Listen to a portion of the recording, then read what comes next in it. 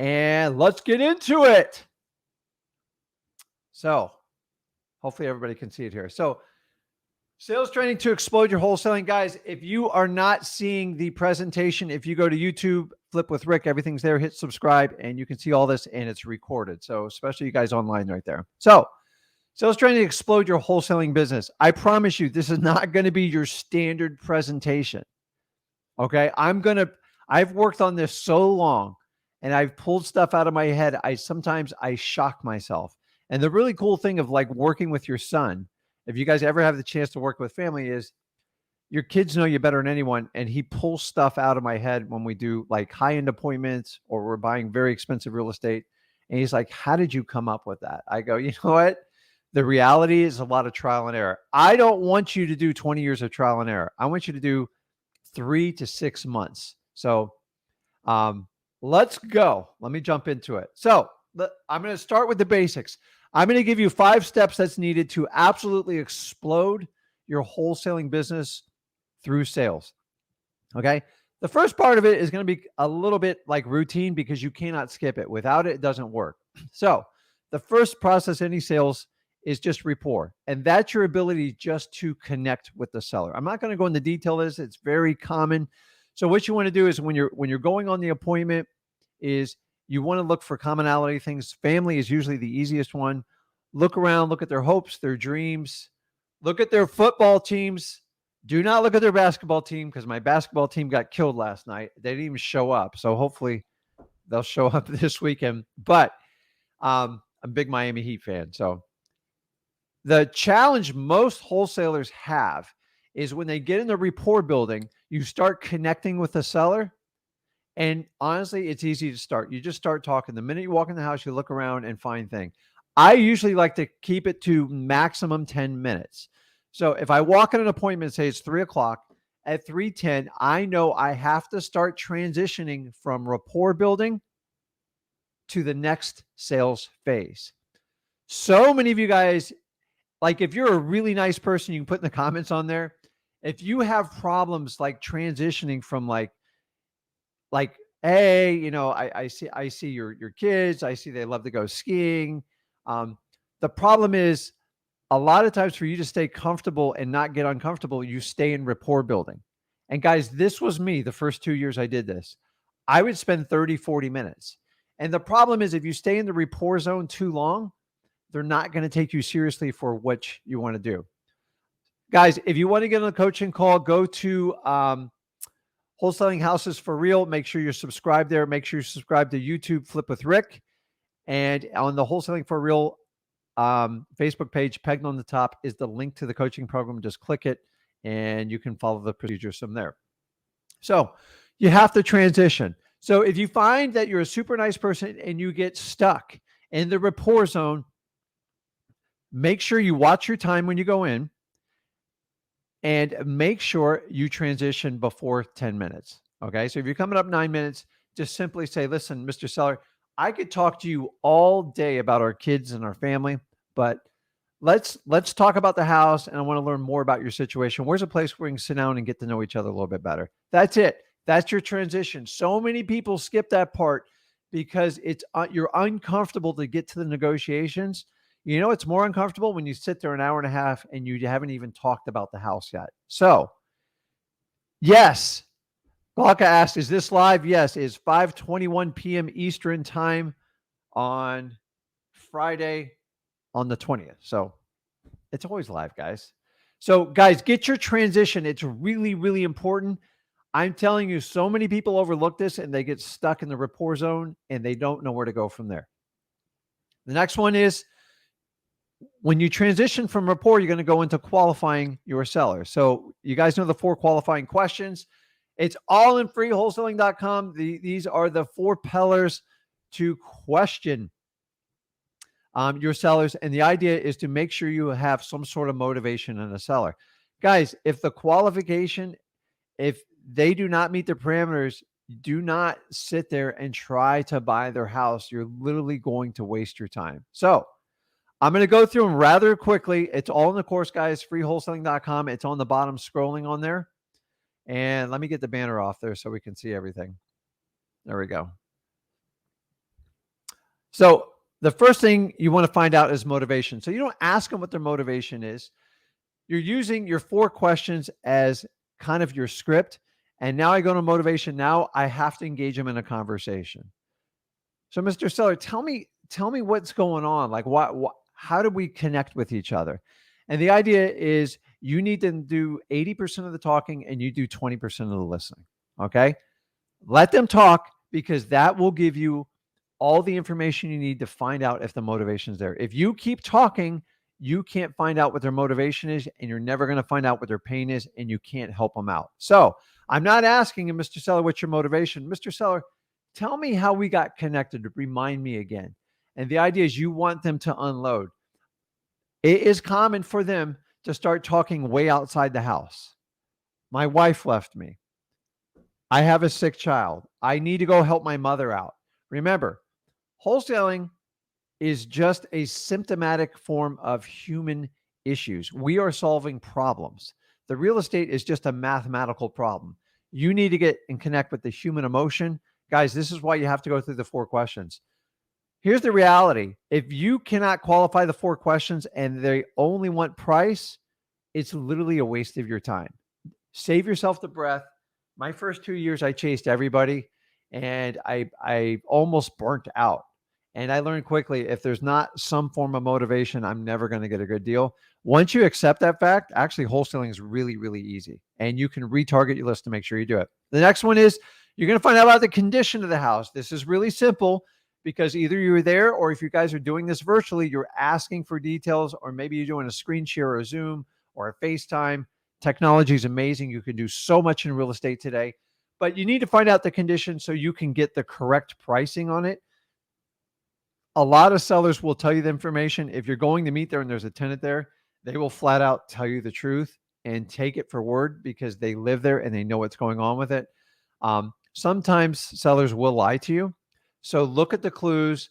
If you see the air conditioning make a ton of sound and you go, hey, how's the AC working? Oh, it's just perfect.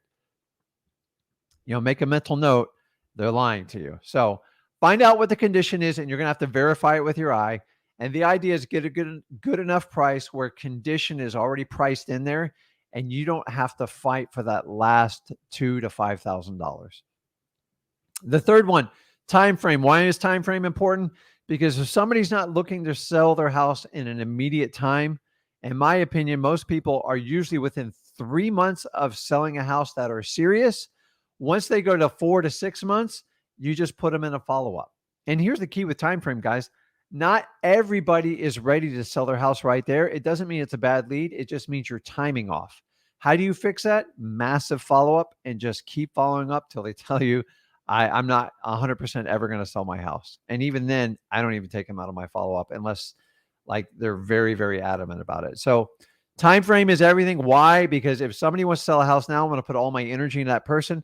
Someone's selling 6 months down the road, I'm just going to work with them and I'm just going to keep following up. I'm not going to go on a deep dive like right off the bat because prices could change and hopefully they get closer to ready selling the house. The key is make sure they contact you. And then the last one is price. And I put next to her is I never ask what their price is. Price is a bad word. It's not a 4-letter word. It's a 5-letter word. Never ask for the price. What are you asking for the property? You need to use the words like need. What do you need to get out of it? What would get you on your way on this house? Don't ever ask the price. Price and the word ask or your asking price, because now you're talking in realtor world. And unless you want to be a realtor, you don't want to do that. So phase 3, the conversation. I promise you, this is where it's going to get really, really good. And you want to pay attention here because nobody teaches this stuff. Your tonality is everything. Okay. The way you pronounce a word invokes so much emotion. And we're going to talk about your beliefs and everything else that goes along with it. Tonality is everything. Let me ask you, do you really trust someone to say, listen, Mr. Seller, I can buy your house and I'll get it done quickly and I'm the right fit? Or go, listen, Mr. Seller, I'm here to help you out. I hear you loud and clear that you want to get to your sister's house and you want to be there by the end of the month and you need X, Y, Z. If I can make that happen, I would love to work with you. Is that something that we can do together?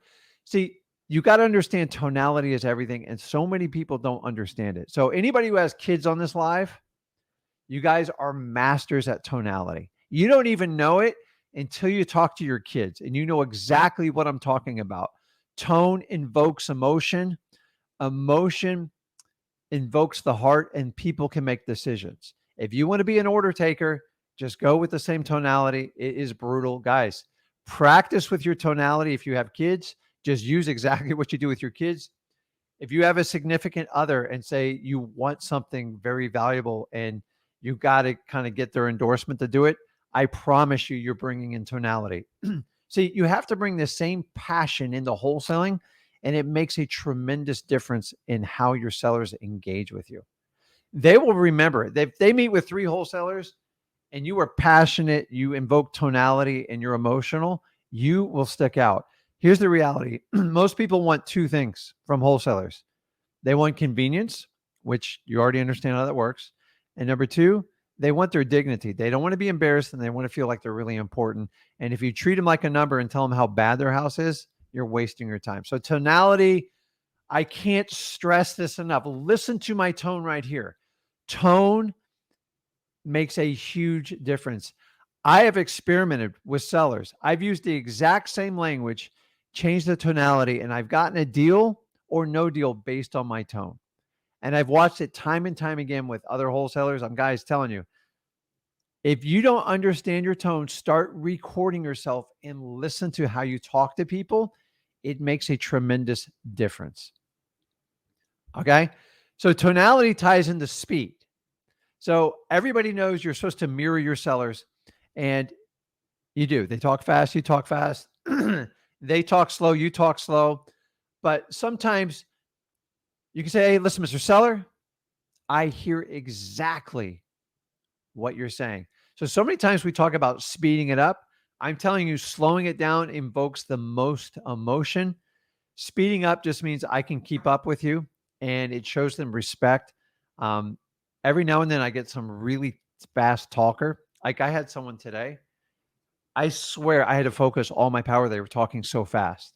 And then when I would talk slow, they would run me over. But if I talked fast, they would hear me out. So remember, you're always learning in this business. So tonality is important. Speed, how you time it is key.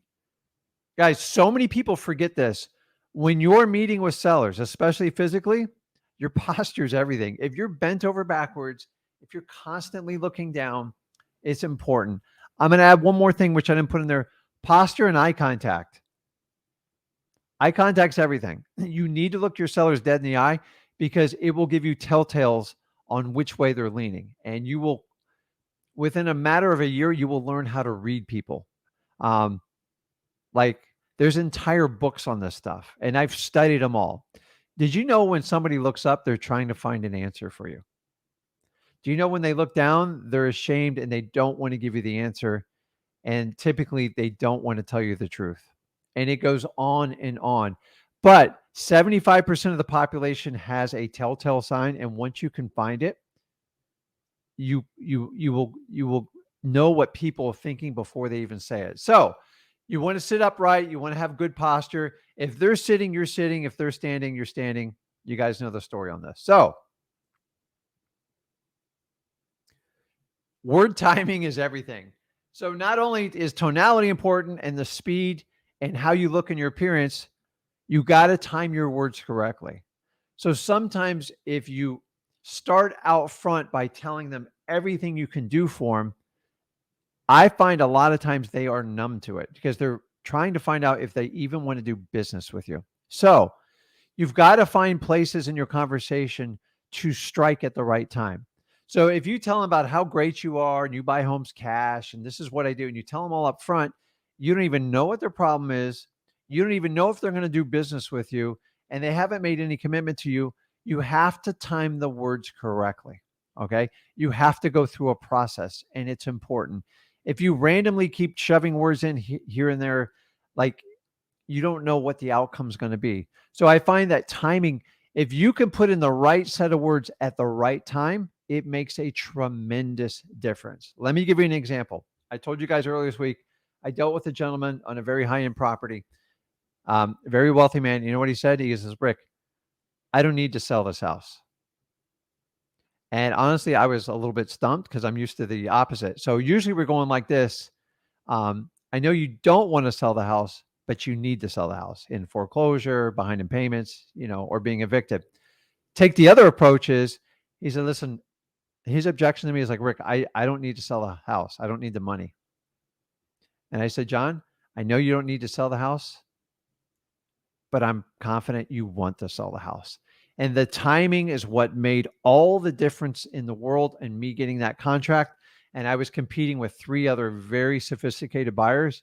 And he said, at the end of the day, he goes, you get me and you connected with me. Guys, this is what I've been doing for 20 years.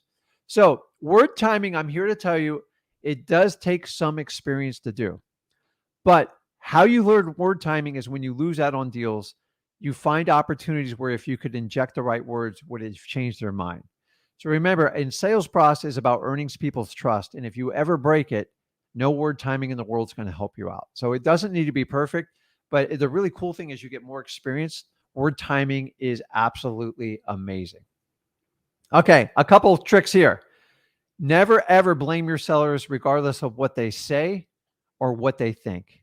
Sellers do crazy things, guys, and you have to be on their side.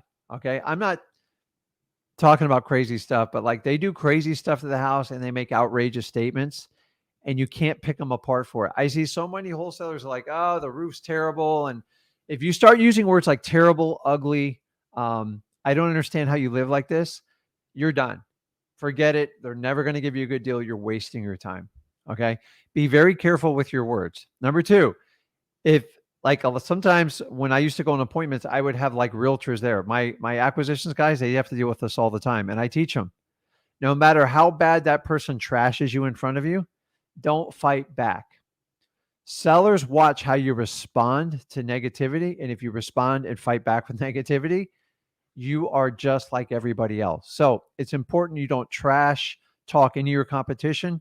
You don't talk bad, especially when they're standing in front of you and when they're not standing in front of you. Because the seller's like, why are they talking bad about them? People learn when you talk bad about people all the time and you're trying to get their business, they're just going to assume you have a negative mindset, and you definitely want to avoid that. So, okay, guys, here's where we're getting into the nitty gritty. And I'm telling you, if you can understand this concept I'm about to explain to you, I promise you, you will have a mind shift in how you view your wholesaling and how you're going to approach it going forward. So here's the secret to wholesaling success.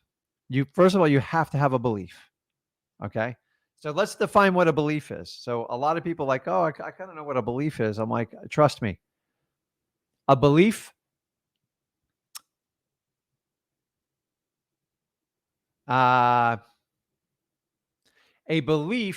is simply a mental acceptance of a statement in which you personally hold true. That's it. A belief doesn't mean what you believe in is true. Okay. There's plenty of people who believe in stuff that's just crazy, and it's not true. A belief is just a belief. It's basically your opinion. And from a mental capacity, you hold it as truth, and it's good. Here's the problem with that. Most of you operating wholesaling believe a belief alone is what's going to drive you over the finish line for wholesaling. And I'm here to tell you, I promise you, your belief, you're going to have so many arrows shot through it. You're going to have so many people, they're either going to tell you this business is illegal, it's a scam, you're stealing properties from little old ladies, and you're going to start doubting your belief. Remember, you have to protect your belief. And if you don't believe strongly in your belief, people are going to shoot holes in it, and then you're going to start questioning your belief. And once you question your belief, you are done in this business. I watch it all the time. I watch a lot of you when you guys come on these lives and I talk to you. Why do you think I ask you what your why is? You know why? Because your why is what's going to hold it all together. So if a belief is a mental acceptance of a statement you hold true in your head, is that enough to succeed in wholesaling? It's not. I'm here to tell you, here's the magic in this. A belief is just, it's a program, it's a software in your head, and that's it. It can be changed, it can be altered at any time. The question is, how do you stick through it when you are getting lit up? Sellers are yelling at you, realtors going crazy on you, cash buyers are backing out on you. You ready? You want to see the big secret, guys? Please give me some likes on this, because I'm telling you, I've never really shared this before because it was really hard to put in words. And it's almost like a sixth sense you have to describe. So we always talk about belief in your why. Okay. Belief alone is not enough to be a great at sales or a great wholesaler. It's just not enough, guys. Have you ever believed in something so much, like, oh, I'm gonna get it, and then a month or two later, somebody shot holes in it and you started self-doubting yourself and you didn't move forward with it? Guys, it happens all the time. And you need to understand that your belief is a starting point.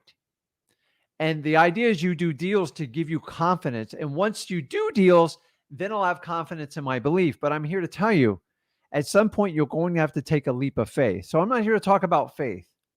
A faith is a belief in an outcome you believe is going to happen no matter what, regardless of how or when or why. So faith doesn't really belong in wholesaling other than the initial start. So if a belief is not alone, how do you stick through this business, and how do you become a successful wholesaler? You ready?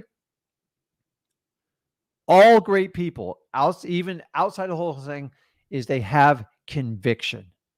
Okay? Let me repeat that. All great salespeople have conviction. So I'm not talking about conviction in the criminal sense. That's a whole nother that's a whole nother conviction. So here's the definition of conviction. Okay. It's my definition, because this is what I believe in: an unwavering confidence in your belief. Let me repeat it. Conviction is an unwavering confidence in your belief. So here's what I see the difference from people that are successful in wholesaling or not. Everybody starts out with the same belief. Oh, I can make a lot of money. I can get freedom. If you use your why, it goes down deeper than that. It can never be just about money, because you will fail at that, because sometimes you won't do it. If you have conviction, okay, the word unwavering is key here. It just means, listen, I'm going over that bridge no matter what it takes. If I have to swim across, if I have to take a rope, a helicopter, or I have to backstroke or strap a rocket to my back, I'm going across. And unless I black out and die, I'm going to do it. Okay. So here's how you look at it. Belief is the software to your car, like it's the programming.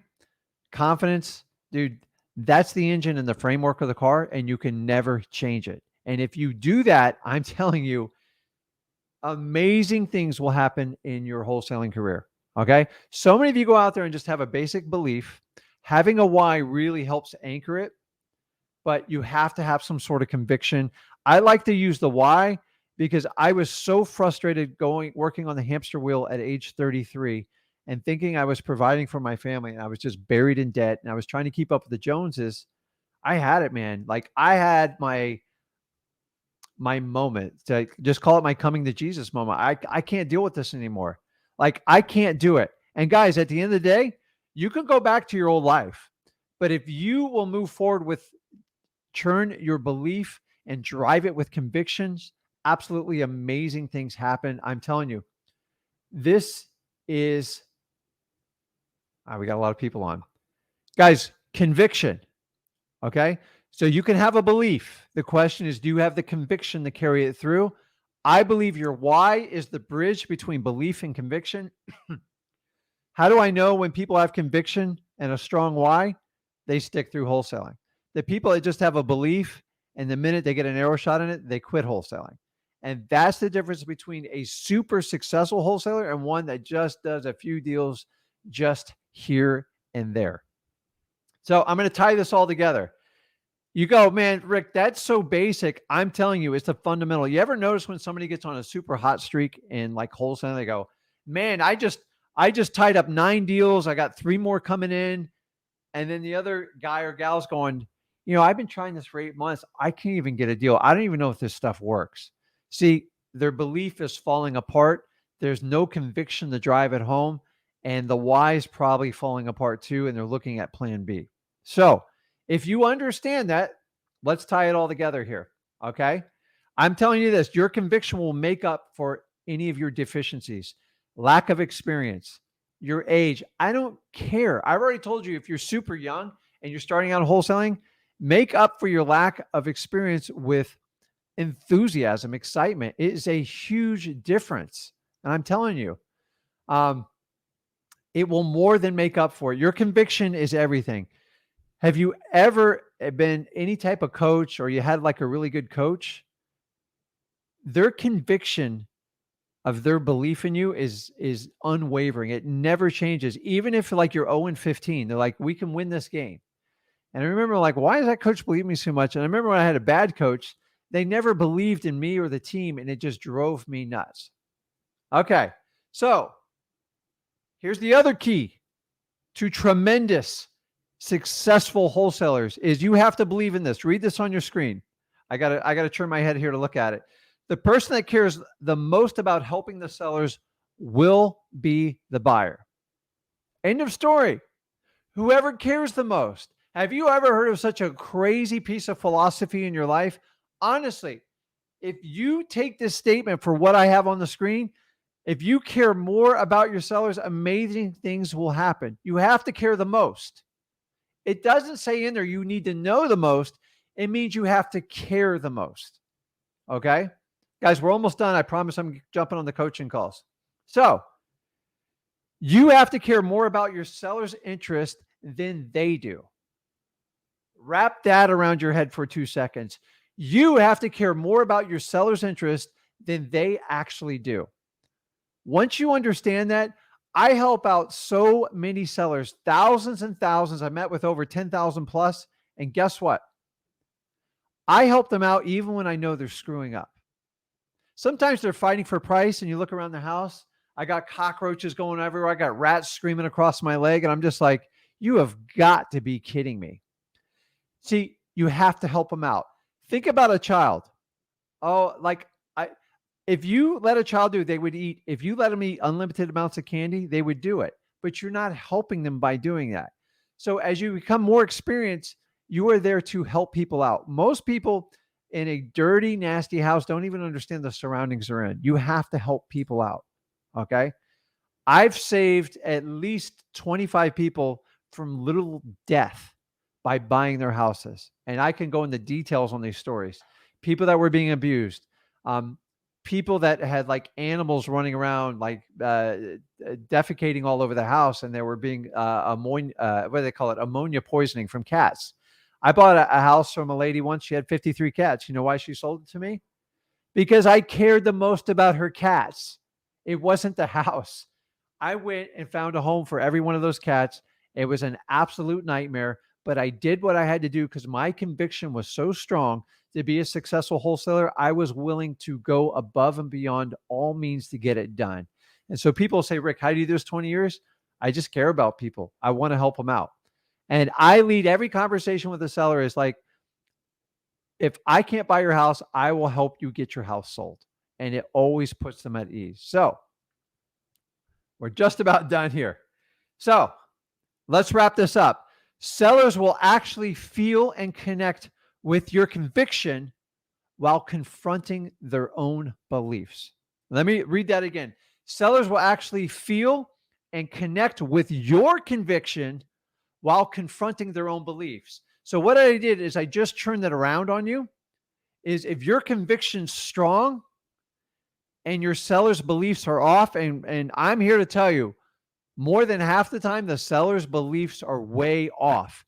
Your convictions will override their beliefs, and you will actually do them a favor. Okay. Even if you don't get the deal right there, I've had people come back for a month or two when I don't overbid on a house and they go, Rick, you were right. Those two people put me under contract 3 months later and nothing ever happened. And you were the only one honest enough with me with the price and the condition of my house. And you were very respectful and you made me feel good. I made a mistake.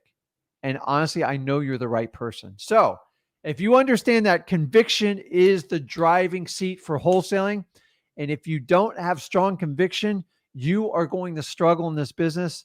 I'm here to tell you, I've experimented with this and it is the difference. Okay. So I hear about your guys' beliefs, your whys, conviction. So you're going to start out with a belief in wholesaling. It'll get you financially free and get you where you want to go. And it will give you the freedom for the things you want to do with your family, friends, and everything you want to get done in life before we exit here.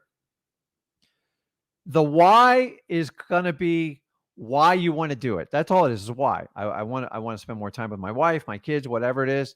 Like, for instance, with me, I didn't get a lot of time with my dad when I was young. I always felt like I missed out.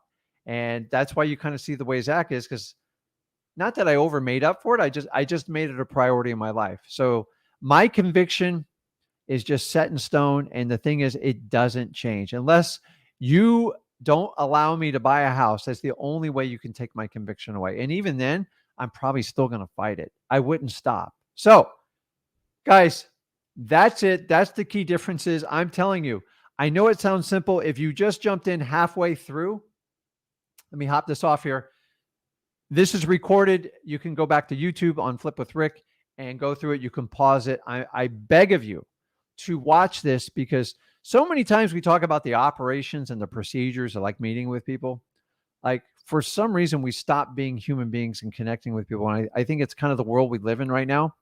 And I'm telling you, here's the one thing in real estate it's not going to change. You can throw a coin at real estate. You can throw a TFN. You're still going to have to interact with humans. If you really think you can buy real estate with never, ever talking to anybody and just click of a button, you're better off in the stock market.